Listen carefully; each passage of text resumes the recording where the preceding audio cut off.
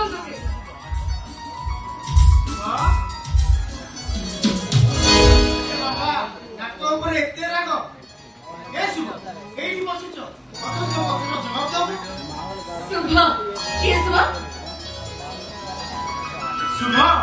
शुभ को प्रेमिका मिस्टर मो कार प्रेमिका में बुझिला एटी चुपचाप चली जाओ शुभ कौन आसु टिके लेट हे चली जिबा पहुंच सॉरी शुभ ए देखो कान धरुची आ जमा लेट हे बोल हां हां आ लेट करिवनी सत कहूछ तथापि मो बुझिबी तम गुड़ा कमाई आसे मते रा कमाई बनी ए शुभ आज तुम हाथ छाड़ी दिनी देखिबा तमे मोर कोन करिवो देखियो मु कर देबी पार्टी जोर करी चिल्लाइबी हाँ। और समस्त को कहबी बचाओ बचाओ बचाओ ये मन जब तुम कुछ अच्छा ए सुनो तापर कोन को बुझी परछ तो हाँ। चुपचाप एटा चली जा मु तुमको चिन्ही नहीं के जाने ठीक अछि तमे जे तमे चली जिबा कहलनी चली जिबी हेले शुभ आज तुमको भूलिबा आरंभ करी ए बसंत चली गले तमे रही परिबो तो हां चेष्टा करिबी तमे तो कहलो चली जिबाकू मोय टी रिकॉर्डिंग करबो आसु की शुभ बाय ए बसंत मु तुमको ठकी देली बसंत आ तमे फेरी आसो अरे बाबा फेरी आसो मु तुमको भूली रही परिबी बसंत अरे हमें जन्म जन्म पाई पर मु तमरा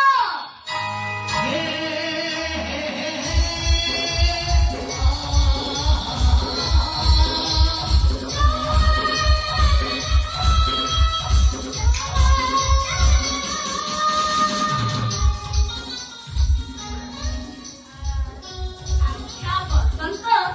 मु आज केमिति देखा जाउची वाह शुभ इकिले पिंजरे तो एते सुंदर देखा जाउछ आज ते मथारी सिंदूर नाइबो तमे केते सुंदर ना देखो तो कहू शुभ ए आकाश और चंद्र भी देखिले तुमको इच्छा करिवो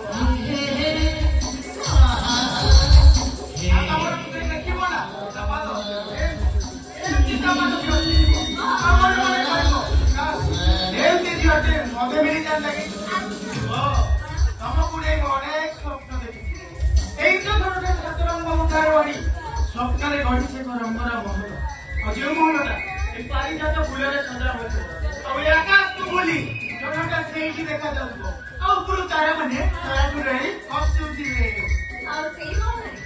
ମୋ କାମ ବାଟାକୁ ଅପେକ୍ଷା କରିଥିଲି ଆଉ ତାପରେ ଆମେ ଦୁହେଁ ଗାଇବା ପ୍ରେମର ରାଗିଣୀ ଆଉ ଏ ଦୁନିଆକୁ ଜଣେଇ ଦେବା ପ୍ରେମ କରିବ ତ ଆମ ପରି